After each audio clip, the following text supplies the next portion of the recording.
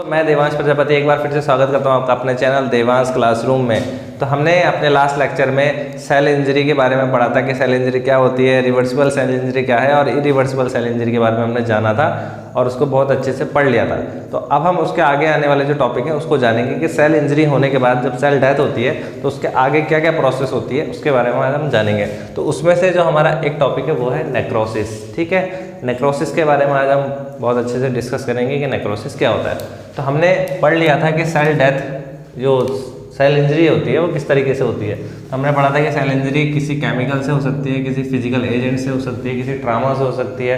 तो क्या होता है उसमें, जब कोई केमिकल हो या कोई फिजिकल कोई भी इंजरी होती है तो उसमें क्या होता है, इस्चीमिया होता है, यानी कि ब्लड सप्लाई उस टिश्यू को कम होती है। फिर हाइपोक्सिया होता है, उसकी वजह से जब ब्लड सप्लाई कम हो जाती है तो हाइपोक्सिया होगा, उसकी वजह से फिर क्या होता है, फर्दर आगे सेल डेथ की ओर बढ़ने लगती है। अगर आपने ये नहीं पढ़ा है तो आप प्रीवियस लेक्चर जाके देख सकते हैं। और आज हम नेक्रोसिस के बारे में बात कर रहे हैं। ठीक है, तो हमने ये सब पढ़ लिया था। अब जो सेल की डेथ होती है उसके बाद क्या प्रोसेस होती है, या सेल की डेथ होने के बाद जो उसकी बॉडी है उसका क्या होता है, उसके हिसाब से हम इसको क्या करते हैं, डिफाइन करेंगे कि नेक्रोसिस कितने कितने टाइप के होते हैं। तो पहले हम जानते हैं कि नेक्रोसिस क्या है।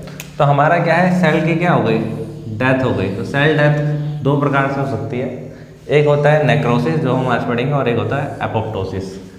अगर मैं नेक्रोसिस की बात करूं तो हम कह सकते हैं कि सेल का एक प्रकार से मर्डर होता है। मर्डर नहीं होता लेकिन हम कह सकते हैं, एक नॉर्मल भाषा में अगर मैं बात करूं आम भाषा में, तो हम कह सकते हैं कि नेक्रोसिस एक प्रकार का सेल का मर्डर है। और अगर एपोप्टोसिस की बात करें तो ये एक प्रकार का क्या होता है, सुसाइड होती है। तो नेक्रोसिस में क्या होता है कि कोई पैथोजेंस की वजह से हो गया, या सेल के ऊपर कोई केमिकल गिर गया, या फिजिकल एजेंट हो गया, उसके वजह से जो सेल हमारी सेल की डेथ हो रही है वो नेक्रोसिस के अंडर आती है। और एपोप्टोसिस में क्या होता है, एक प्रोग्राम सेल डेथ होती है कि सेल को पता है कि हाँ अब सेल की जो भी लाइफ स्पान था, उसकी एज थी, वो हो गई है। उसके बाद आप क्या करते हैं, सेल अपने आप को ही खुद ही ख़त्म कर लेती है, डैमेज कर लेती है, ख़त्म करके डिस्ट्रॉय कर लेती है।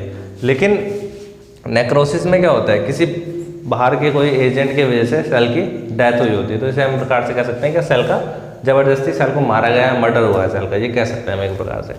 तो एक नेक्रोसिस होता है और एक एपोप्टोसिस होता है। ये सुसाइड होती है एक प्रकार की, प्रोग्राम सेल डेथ होती है। तो आज हम नेक्रोसिस के बारे में पढ़ रहे हैं। तो नेक्रोसिस क्या है, death of group of cell in tissue. मतलब एक सेल का जो ग्रुप है या एक टिश्यू है, एक साथ बहुत सारे सेल का जो डैमेज होना किसी पैथोजन की वजह से, किसी बाहरी एजेंट की वजह से जो उसकी डेथ होती है उसको हम बोलते हैं हम नेक्रोसिस। क्या बोलते हैं, नेक्रोसिस। अब देखिए एपोप्टोसिस में भी सेल की डेथ होती है, लेकिन उसमें पर्टिकुलर एक सेल की डेथ भी हो सकती है, या बहुत सारी सेल की डेथ भी हो सकती है। लेकिन नेक्रोसिस में क्या होता है, ग्रुप ऑफ सेल होता है। एक डिफरेंस इसमें यह होता है। और दूसरा ये होता है कि अगर एपोप्टोसिस हो रहा है, यानी प्रोग्राम सेल डेथ हो रही है, सेल अपने आप को मार रही है उसकी एज होने के बाद, लाइफ स्पान पूरा होने के बाद, तो उसमें क्या होगा, इन्फ्लामेशन नहीं दिखेगी। लेकिन हमारा क्या होता है, नेक्रोसिस में क्या होता है कि जब सेल डेथ हो जाती है उसके बाद हमें क्या होगी, वहाँ पे इन्फ्लामेशन देखने को मिलेगी। सेल डेथ के साथ साथ हमें इन्फ्लामेशन देखने को मिलेगी। ये नेक्रोसिस का एक साइन है। और इन्फ्लामेशन क्या होती है, हम आगे एक लेक्चर बना देंगे इसके ऊपर, उसके बात करेंगे। तो इन्फ्लामेशन के क्या साइन होते हैं, स्वेलिंग हो जाएगी उस जगह पे जहाँ पे नेक्रोसिस हुआ है, रेडनेस आएगी, पेन होगा, डिक्रीज फंक्शन होगा और हीट वहाँ पे होगी। ये 5 साइन होते हैं किसके, इन्फ्लामेशन के साइन होते हैं। ये हम एक नेक्स्ट वीडियो में बात कर लेंगे इसके बारे में। तो वहाँ पे क्या होगा, सेल डेथ के साथ साथ इन्फ्लामेशन होगी। ये एक नेक्रोसिस का साइन है। किसके साथ, सेल की डेथ हो रही है और सेल की डेथ के बाद क्या होगी, वहाँ इन्फ्लामेशन होगी। लेकिन एपोप्टोसिस में ऐसा नहीं होता है। ठीक है, अब नेक्रोसिस जो है उसको 5 टाइप्स में डिवाइड किया गया है। पहला है इसमें कोआगुलेटिव नेक्रोसिस, दूसरा है इसमें लिक्विफाइड नेक्रोसिस। ठीक है, लिक्विफेक्शन। तो इसमें ये जो पहले दो हैं, कौन से, एक तो कोआगुलेटिव नेक्रोसिस और एक लिक्विफेक्टिव नेक्रोसिस। ये क्या होते हैं, मेन मतलब सबसे ज़्यादा जो देखने को मिलते हैं वो यही 2 नेक्रोसिस देखने को मिलते हैं। उसमें से भी सबसे ज़्यादा देखने को मिलेगा आपको कोआगुलेटिव नेक्रोसिस। ठीक है, तो ये 2 जो है बहुत इंपॉर्टेंट है। उसके बाद केसियस नेक्रोसिस है, फैट नेक्रोसिस है और फिब्रिनॉइड नेक्रोसिस है। ये बहुत कम देखने को मिलता है। ठीक है, तो मेन क्या होंगे इसमें, कोआगुलेटिव और लिक्विफेक्टिव नेक्रोसिस। ठीक है, तो अब हम इनमें 5 में से एक एक करके सबकी बात कर लेते हैं कि क्या होता है।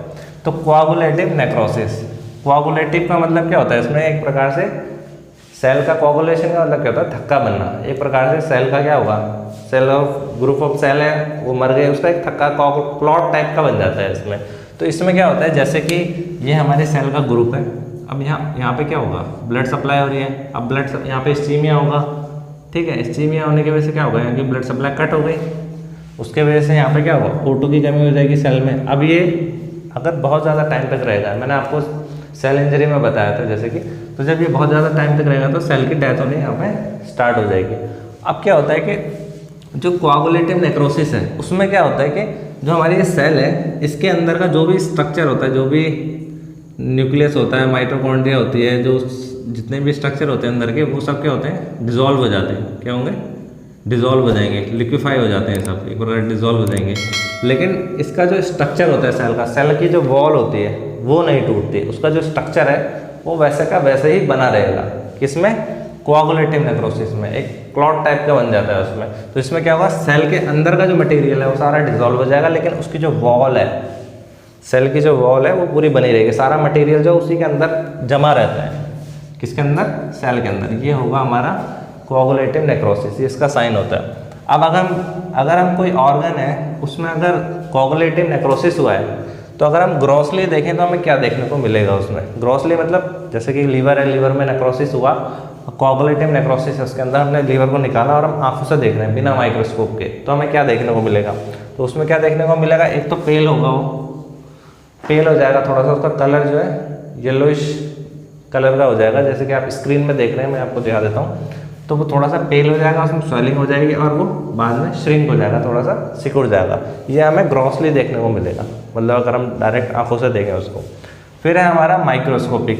अगर हम माइक्रोस्कोप में देखेंगे तो हमें क्या देखने को मिलेगा, जो हमारी सेल्स है वो हमें देखने को मिलेंगे कि खोखली टाइप की, क्योंकि उसके अंदर हमें खोखली खालीपन दिखेगा कि इसके अंदर कुछ नहीं है, मतलब उसका स्ट्रक्चर तो है लेकिन उसके अंदर कोई भी माइटोकॉन्ड्रिया या न्यूक्लियस है, कोई भी स्ट्रक्चर हमें देखने को नहीं मिलेगा, ठीक है।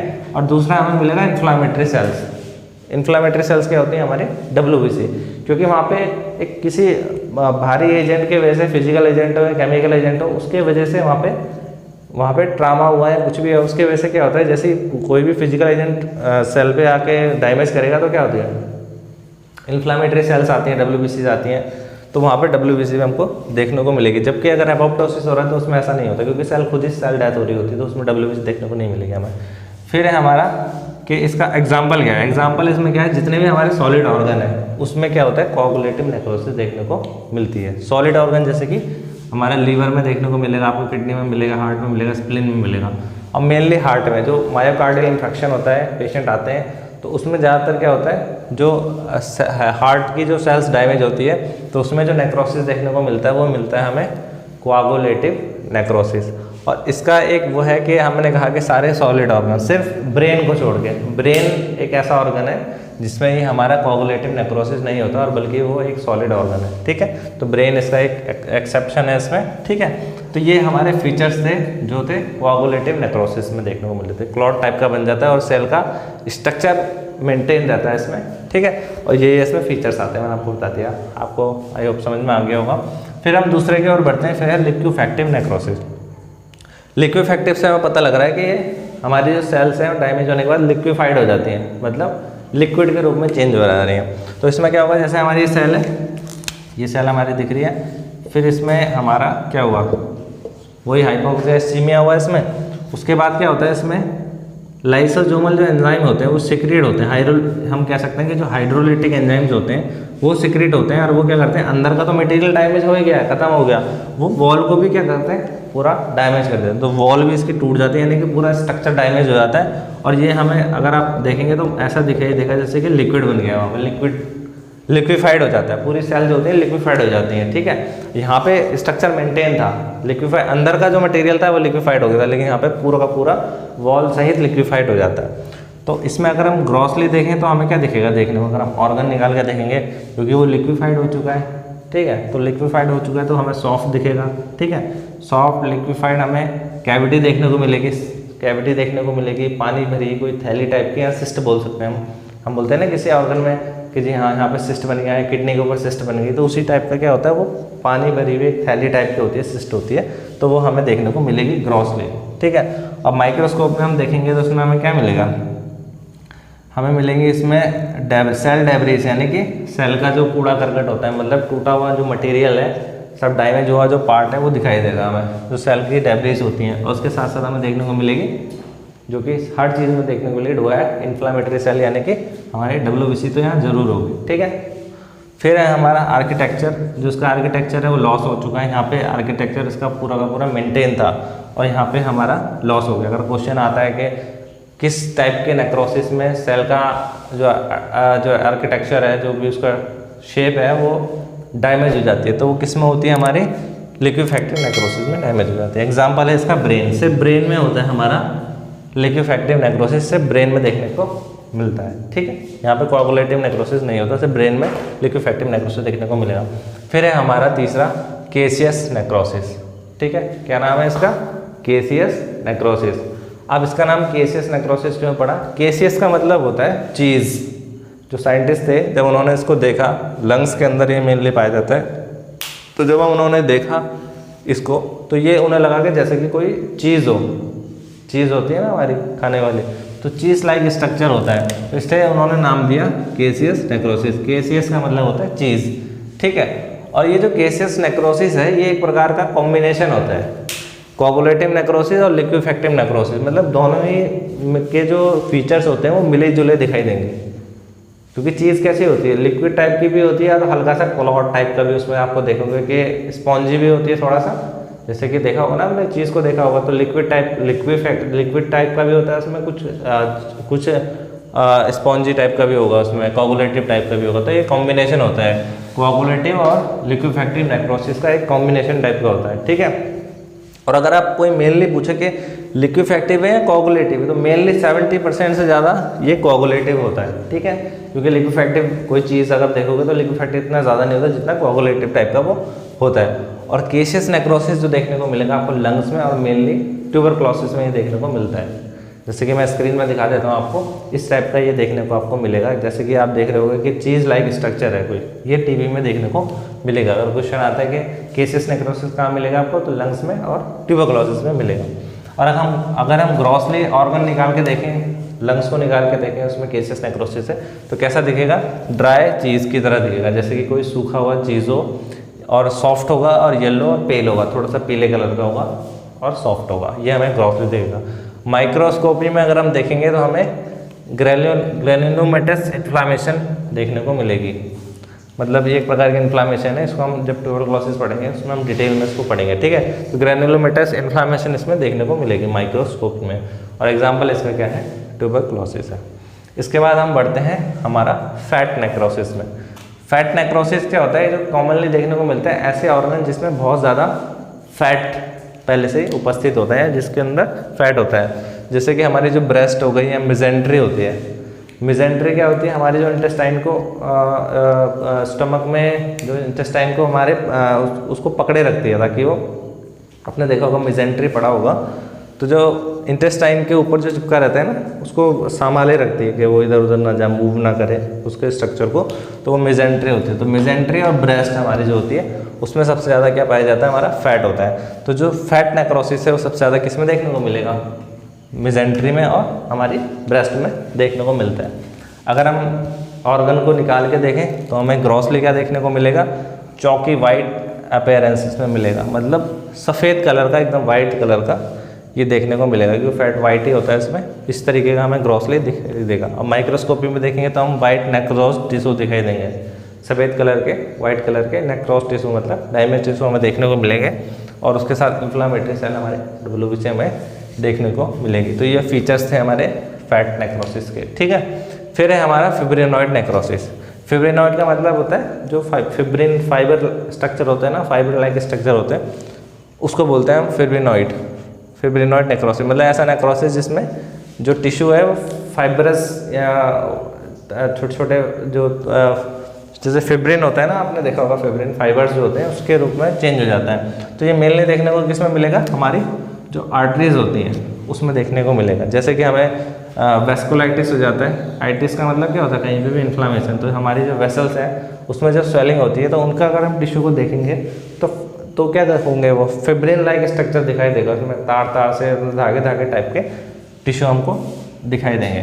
या फिर इम्यून रिएक्शन होता है, जो ऑटो इम्यून डिजीज़ होती हैं उसमें भी ये देखने को मिलेगा आर्टरीज में। ठीक है, तो ग्रॉसली हम देखेंगे तो हमें ग्रॉसली तो कुछ दिखेगा नहीं, पेल दिखेगा टिश्यू, पीले कलर का जो हमारी आर्टरी है वो दिखाई देगी हमें। और माइक्रोस्कोपी करेंगे तो फिब्रिन लाइक स्ट्रक्चर दिखेगा, मतलब जो वायर टाइप के स्ट्रक्चर उसमें दिखाई देंगे। तो ये था हमारा नेक्रोसिस। ठीक है, हमने क्योंकि सेल इंजरी पढ़ लिया था, आपने अगर नहीं पढ़ा तो पहले आप सेल इंजरी को पढ़िए, उसके बाद पढ़िए आप नेक्रोसिस को, कि नेक्रोसिस क्या होता है। हमने पढ़ा कि सेल डेथ जो होती है 2 टाइप से होती है, नेक्रोसिस हो सकता है, अपोप्टोसिस हो सकता है। और नेक्रोसिस क्या है कि सेल डेथ होने के बाद इन्फ्लामेशन उसमें होगी, ये उसका एक मेन फीचर होता है। उसके बाद हमने इसको 5 टाइप में डिवाइड किया गया है, 5 टाइप से, और जो उसके 2 टाइप्स हैं वो सबसे मेन है, जो मेनली देखने को मिलते हैं, और बाकी इसके 5 टाइप्स हैं। अगर आपको उसमें डिटेल में पढ़ना हो तो आप कमेंट कर सकते हैं, मैं इन सब 5 टाइप्स को और डिटेल में अलग अलग वीडियोस की बना दूंगा। ठीक है, तो हमारा जो नेक्रोसिस था वो आज खत्म हो गया है। इसके बाद हम एपोप्टोसिस और अपना गैंग्रीन जो है टॉपिक वो हम पढ़ेंगे। ठीक है, तो आई होप आपको वीडियो बहुत अच्छे से समझ में आई होगी। अगर आपकी कोई क्वेरी हो तो कमेंट में पूछ सकते हैं, और किसी टॉपिक पर आपको वीडियो चाहिए तो आप कमेंट कर सकते हैं। और हमारे चैनल को आपने अगर अभी तक सब्सक्राइब नहीं किया तो सब्सक्राइब जरूर करें, और वीडियोज़ को जरूर शेयर करें। Thank you very much.